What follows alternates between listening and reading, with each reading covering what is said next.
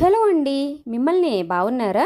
Potato fry కోసం పొటాటోల్ని cubes లాగా cut చేసేసుకుని వాటర్లో వేసుకుని స్టార్చ్ పోయే వరకు వాష్ చేసేసుకుని స్ట్రెయిన్ చేసుకుని పక్కన పెట్టుకోవాలి.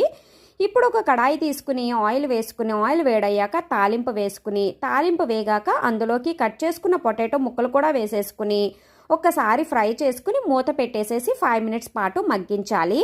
5 మినిట్స్ తర్వాత మూత తీసి అందులోకి ఒక పావు టీ స్పూన్ వరకు పసుపుని యాడ్ చేసుకుని బాగా మిక్స్ చేసేసుకోవాలి. ఈ టైంలో మనం ఇంకా మూత అనేది పెట్టకుండా ఫ్రై చేసుకోవాలండి. మూత పెడితే ఆవిరి పట్టేసేసి పొటాటో ముక్కలు అనేవి మెత్తగా అయిపోయి క్రిస్పీగా రావన్నమాట. అలా ఫ్రై చేసుకున్న దాంట్లోకి రుచికి తగినట్టుగా సాల్టు, కారం, ఒక పావు టీ స్పూన్ వరకు గరం మసాలా వేసి క్రిస్పీగా అయ్యే వరకు ఫ్రై చేసుకుంటే మనకి పొటాటో ఫ్రై అనేది రెడీ అయిపోతుంది. ఇది సాంబార్లోకి సైడ్ డిష్ కింద చాలా బాగుంటుంది. ట్రై చేయండి. అలాగే ప్లీజ్ సబ్స్క్రైబ్ మై ఛానల్.